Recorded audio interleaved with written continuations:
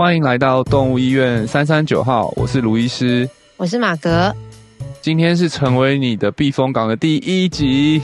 这个单元我们会跟大家来分享常见疾病和居家照护的相关知识，邀请你和我们一起在医院还有在家里为毛孩打造安全的避风港。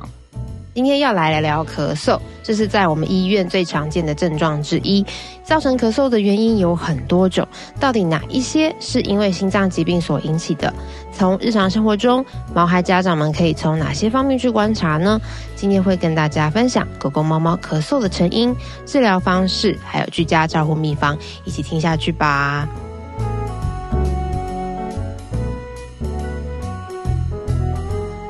那今天我们要来聊的是咳嗽的症状。那最近啊，就是我们刚到冬天嘛，刚换季，然后我发现就是因为有时候在柜台常常就会接到饲主来约诊，对，然后就会说，我们家狗最近咳嗽好严重哦，然后就是咳到它没有办法呼吸，就是好好睡觉，然后也会吵到它自己没有办法好好睡觉，对，所以其实我那时候刚来的时候，还真的觉得说，奇怪，我们家狗为什么以前都没有在咳嗽？对，这次其实超多饲主那个会问的，就说啊，原来狗狗会咳嗽。对，大家来新传就知道狗狗会咳，而且咳凶的。我们这边很多很咳的狗狗。对啊，就是蛮神奇的，就是因为之前常听到人家讲的是说，人嘛，就是他有心血管疾病的话，他可能换季就是会有一些症状。但我没有想到是原来狗狗或猫猫它们也会有这样的症状。所以想问卢医师，是真的他们对于猫狗来讲，这种换季也会有影响吗？对，换季确实是会，因为主要讲到换季就是温度的差别嘛。哦，对。那这也就讲到说，对狗狗为什么会咳嗽？其实狗狗会咳嗽的原因跟人其实是一样的，就是因为基本上我们都哺乳类，所以其实大部分人有的病在狗其实都会有。那在人，其实咳嗽的这个其实是一个身体的保护的机制啊，就是说身体当我们身体接受到一些外来的刺激的时候，刺激到你的喉头或气管的时候，它要把这些异物或者外来的东西排出去，它就会咳。那这种异物就通常也会分2个部分啊，一个就是所谓的物理性的，就可能譬如不小心吃到东西，有时候呛到，对不对？你不小心吃，像我们也会一样，不小心吃到东西，然后呛到的时候我们会咳嗽。然后，但有些时候是所谓的化学性的，就是不一定是一个实体的东西，但它可能是一些气味啊，或是温度啊，或者说刺激啊等等的这个原因。所以像换季的话，可能就是比较偏向，可能也许一些真的比较敏感的气管比较敏感的狗狗，像我们有些人你在换季的时候气喘会发，那个意思概念可能是有点像的，对，所以他们就会引发他们去咳嗽。那其实那个原本的利益是好的，就是想要把不好的东西排掉，但是有些时候就会进到一个恶性循环，你越咳，然后它就气管就越水肿越发炎，然后就会越想咳。对，所以像我们医院看到常常会因为咳嗽来就诊的狗狗，就他们的那个咳已经不是正常的保护机制了，他们就是已经变成一个异常，而且会持续的影响到他们的作息啊跟生活。对，然后我们必须要很认真的去处理面对。所以它是有点像是气管生病了。对，其实一开始可能是对利益良好的一个保护机制，一个反射的机制，但后来其实到最后就真的是生病。就你如果不处理的话，它其实是会越来越严重，然后影响到。我觉得咳嗽这一点是很直接，因为有些时候狗狗生病，我们饲主不大会感受得到。对，真的就是但是咳嗽是通常大家都会很感受到，因为我们很常见的一个主诉。通常我什么时候会知道说这个狗咳得很严重，一定要下重药或是要很积极的处理，就是饲主就会说，昨天晚上我们全家都没有睡，就说他咳一整晚，我们全家也听他咳一整晚，就因为那咳嗽声音，有时候有些狗咳嗽声音真的是很大声，就是他一直在旁边咳，你是无法忽视，然后一整晚就会真的很可怜，就是一整晚听到他咳，然后饲主也睡不着觉，对，通常到有听到这种主诉的时候，我就会知道说，哇，这个症状是很严重，必须我们要很积极的找出原因，或积极的去治疗、去控制啊，对啊，而且我觉得其实蛮多饲主，因为像我以前养的狗是真的都没有发生咳嗽的状况，对，所以当我第一次知道说狗狗会咳嗽，而且会咳成真的像老人家那样子咔咔咔那样子咳，这是让我蛮惊讶的，蛮惊讶，想说怎么可以咳这么大声？对，就是而且看他因为小小的身体，然后咳成这样，真的是还蛮心疼的。真的。对，那想问一下，因为我们之前这样，有发了我们的听众应该有知道，就是我们有卫教影片嘛，那我们就有发过说，心脏病常见症状之一就是有咳嗽，那咳嗽就一定是心脏病吗？其实不一定，对，心脏病只能说它是造成咳嗽的原因之一啦。而且其实坦白讲，在我们医院这么多咳嗽狗狗里面，心脏病不是最常见的原因。对，最常见的原因，因为像台湾还是养小型犬居多嘛，所以最常见的原因可能还是气管本身的问题。对，所以通常我们医生在当听到一个有咳嗽的主诉来看诊的时候，我们通常会先去分别说，这个咳嗽。第一个是他自己生病了，还是他一些外在环境的影响？外在环境我刚刚就讲到，也可能像是换季啊，或者是说，家里面的有时候是空气品质的改变，就像譬如在装潢或者附近在装潢，对，然后或者是突然来了一个那个新的狗狗新的放了一个新的那个什么扩香，对对对，就是本来想饲主好一点，然后增加家里的氛围，所以放了之后狗就开始咳，对，这是外在因素。那当然，我们所以问诊的时候都会问一下有没有这些外在的改变。那如果没有的话，那很有可能是狗狗自己本身。那自己本身的话，我们大概也会分2个方向去找出原因，一个就是呼吸道的问题，那另外一个才是心脏。那其实坦白讲，我们在实际状况下，呼吸道的问题，像是气管发炎啊、气管塌陷啊这一类的，其实是比心脏还要来得更常见的。对，所以其实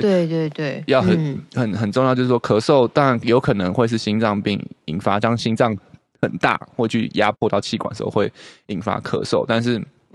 我们其实真的最常见的咳嗽原因并不是心脏病，反而是气管相关的疾病。了解。所以饲主们在家听到就是有咳嗽状况的时候，其实不用先急着就是想说会不会是心脏病，因为它成因有很多。对，有些因为讲到心脏病，大家可能就觉得有点绝望，想说完了，但其实不一定啦，就是说可能还是要带来医院，可能初步也许像这时候 X 光就会是一个很好的检查，就是 X 光可以看到它的气管跟肺啊，然后也可以看一下心脏的大小，通常我们就可以初步的透过 X 光去区分一下这个咳嗽造成的原因是哪一些。它是因为肺部的关系，还是因为心脏的关系？对，就可以初步的做一些区分这样。那他们有可能会同时嘛？就是有可能是因为他气管的问题，然后有可能是心脏的问题吗？确实也是有可能会，就是世界都没有那么的美好，想说每个动物只会生一种病。对，有些时候确实比较复杂状况会2种啦。所以其实我们如果担心这个咳嗽跟心脏有关，其实我们更担心是心脏如果真的有衰竭的话。所以通常如果是心脏衰竭引发的咳嗽，它通常还会并发另外一个症状，就是呼吸急促或者呼吸困难。对，就是所以如果你家的狗狗如果是一边咳嗽的时候当然是很不舒服，但是通常如果它只是纯粹气管的咳嗽的话，它不咳的时间应该是可以好好趴着休息睡觉的。但是如果你发现你家狗狗咳嗽的时候当然不舒服，但不咳的时候也呼吸次数也变快，可能1分钟超过30到40下呼吸，然后没办法好好趴下来休息，那个时候这个咳嗽就会是严重的状况，就可能要赶快送医，因为它可能不只是单纯只是气管的咳嗽，它有可能是并发一些心脏衰竭啊，或是肺积水的这个症状。对，所以如果咳嗽又加上呼吸困难或是呼吸急促的话，那这个就是真的是比较严重的状况，要赶快就医的。哇，听起来真的蛮可怕的。对啊，就是所以咳嗽真的也是可大可小啦，有些时候可能真的它就是轻痰，它可能就是吸到一些冷空气啊，或者是刺激的状况。对，但是有些时候确实也是一个严重的疾病的一个表征。对，那所以在评估的上面的话，我觉得在我们心脏病最常见的呼吸困难，有没有并发呼吸困难这个症状，会是一个蛮重要的关键。在心脏的这一块的话，对，了解。那像是如果发生咳嗽的状况的话，然后那他们可以饲主们，就是我们家长们应该可以用什么样的方式接下来去处理这个状况？当然，第一个就是带来医院，我们还是要找出咳嗽的原因是什么，才可以对症下药。对，那原则上最好的话，当然是可以治疗它造成咳嗽的原因。对，那咳嗽原因刚刚讲到也很多种嘛，所以如果假设真的是因为心脏的话，也许就必须要开始吃心脏药，也许会改善。那如果是气管的疾病的话，通常也是要吃一些止咳或是消炎药。去做控制，但是其实我觉得现实生活中还蛮多人狗狗的蛮多狗狗的咳嗽是因为环境的因子，譬如说可能真的是换季或者天气比较冷空气，然后或者是说它可能家里的空气品质有些的改变，对，所以其实有些做法也不一定说只能吃药啦，就是还有其他的，像是可能可以用个在家里用个空气清净机，然后或者说像真的冷天的话，我们都会建议可能狗狗可以穿不是穿衣服，只穿衣服，可以是现在有狗狗有一些小围巾，对，就是可以你围一个脖围，对，有些狗狗不是每次都有效，但有些狗狗就蛮有效，真的围一个小围巾，它就比较可能喉头就比较没有那么受着凉，然后就比较不咳，真的实际上我们有遇过这样有帮助的狗狗，对啊，然后或者是说像其实对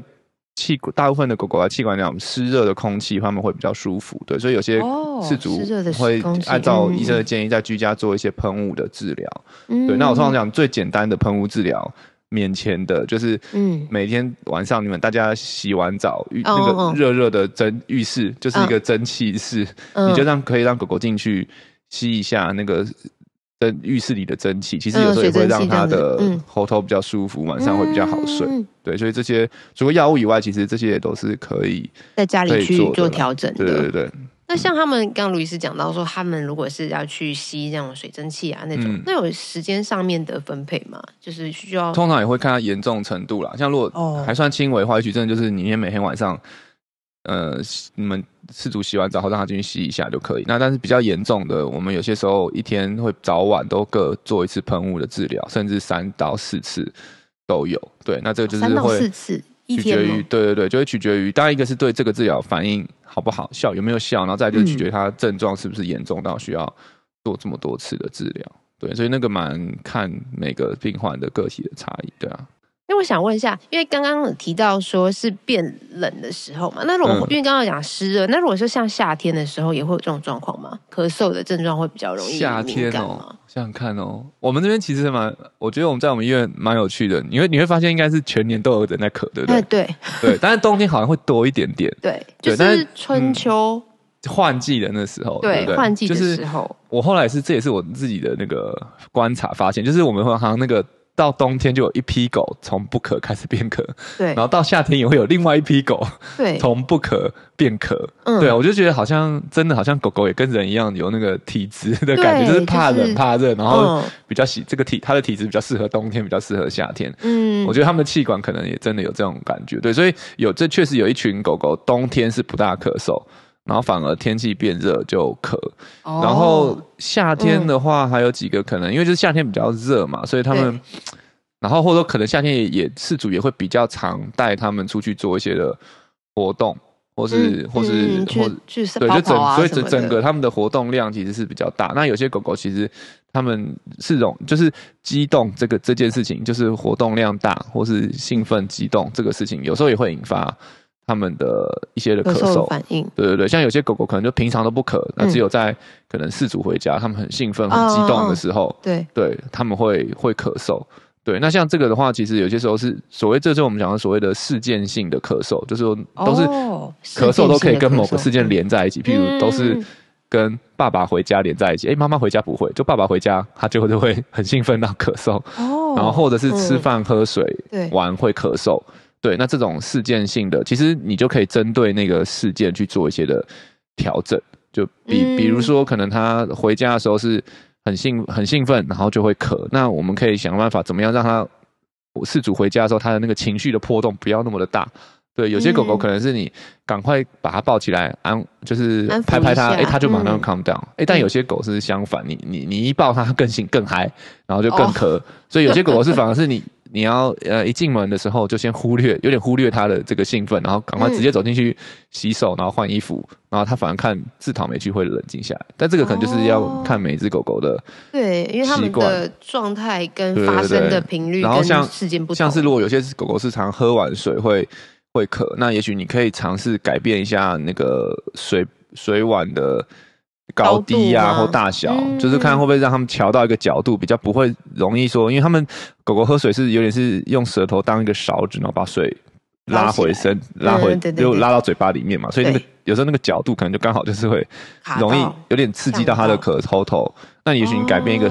角度，或者说可能原本是用那种滚珠式的喝水，你可以用碗，那原本用碗的可以换成滚珠式啊，就换一个喝水的方式或容器，也许也会有帮助啦。就是说如果针对，因为那种通常事件性的咳嗽啊，也比较难用药物去压住，因为它就是一个东西去刺激它。那我们药物不大可能让这个事件消失。也确实。对，所以如果你家狗狗的咳嗽都是在某一个特定的事件的话，那我会建议可以针对那个事件去做一些的调整，我觉得是一个方法。哇，很特别，因为我刚刚也有想到说，连就是喝水跟吃饭，其实也是会，也会引起他咳嗽反应。我还想说是为什么会，是因为他吃太快嘛？但是其实是连他的碗的高度啊，或者是就有些时候是真的就吃太快啊，就可能就是也许有一些物理的刺激，就是可能有些食物不小心有一点点呛进去了，所以他就会要把它咳出来，或喝水也是一样的，对啊。哇，所以很特别，就是其实不只是从温度或者是季节转换，其实蛮多事情是可以从饲主这边去做调整，然后帮助狗狗能够有一个很舒服的环境。那我突然想到，就是因为我们刚刚很多时候都是，其实刚在过程当中蛮多都是在聊狗狗的，但猫咪也会吗？咳嗽的状况？猫咪其实也会，但这就很少见了。你有看过你家猫咳嗽吗？没有，完全没有，那很好。都打喷嚏。对，因为猫咪如果会咳嗽，通常真正就是有一些的生病，对，就比较不像狗狗说，可能有些是环境因子啊，然后或者是情绪紧张的咳嗽。通常猫咪不大会受到外在的影响而咳嗽了。对，真的。通常猫咪会咳嗽，就是通常是真的就是它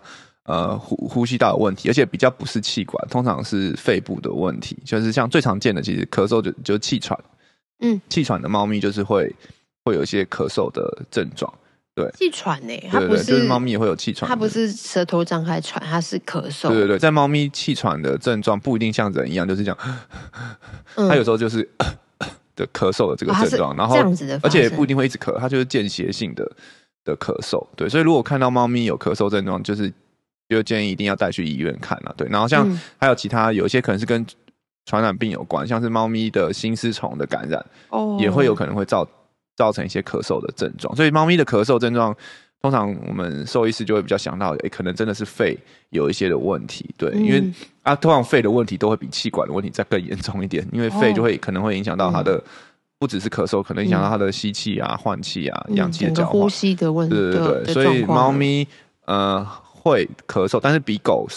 相对少见很多。但是如果你真的有发现的话，就会建议要一定要带去医院去看。对啊，那它这个也会，因为刚刚也提到嘛，就是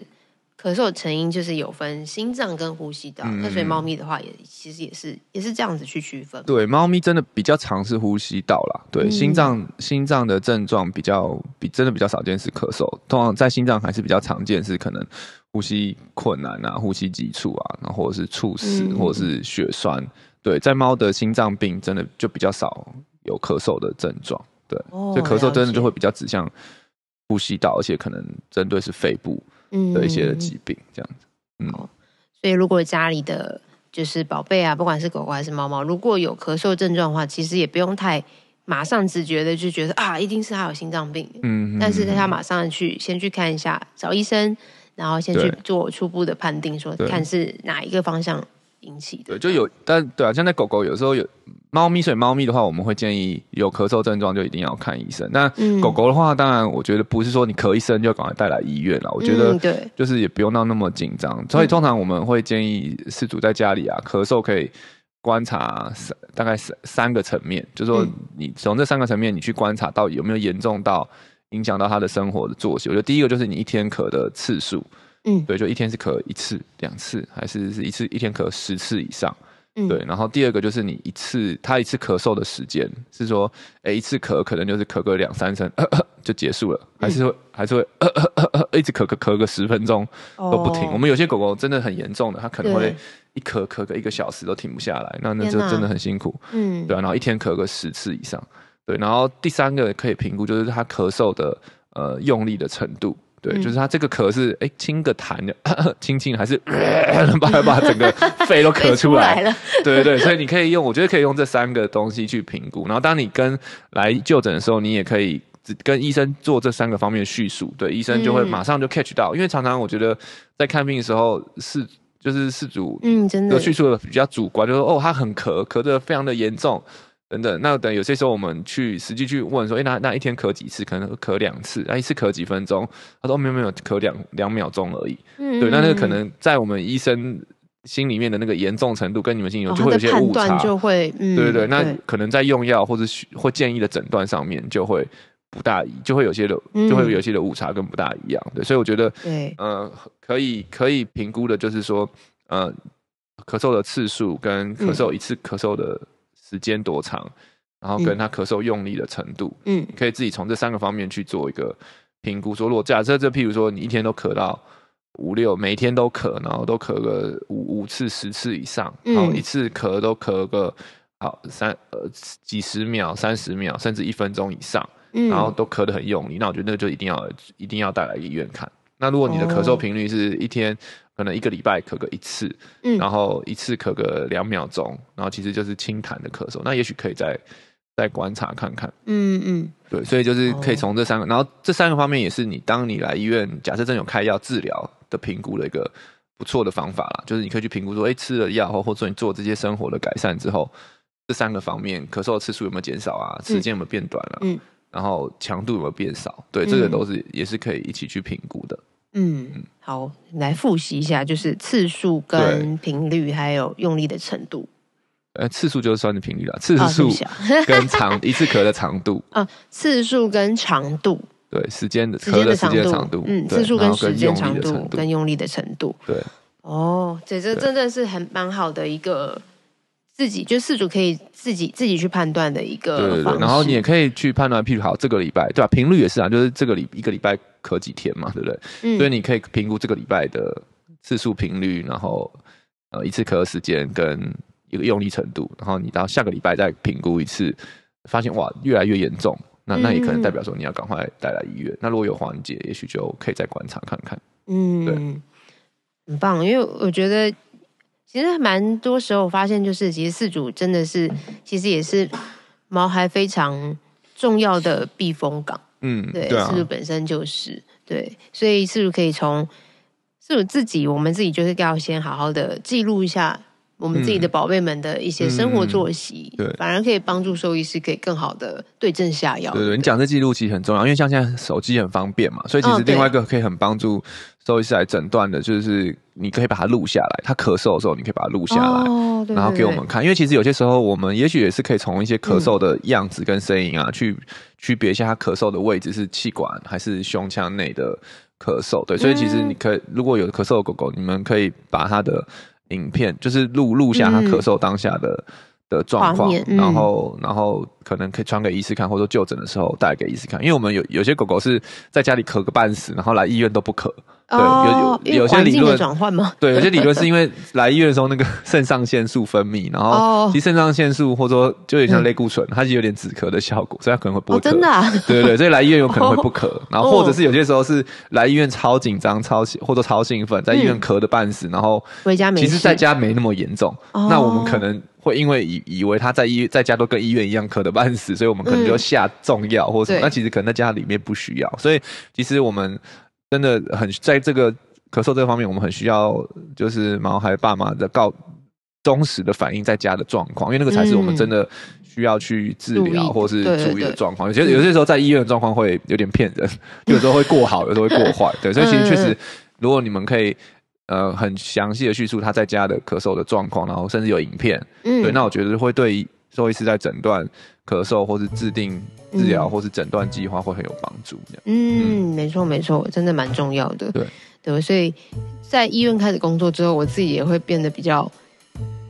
就是仔细一点，跟那个具体一点。对，不然有的时候对医生来说，好像我们在试图在形容的时候，会有一点太抽象，对不对？对，就是我们有时候就要去挖一下，就是说到底是多咳呢？是一天咳10次呢，还是咳1次呢？对，就是因为主要是说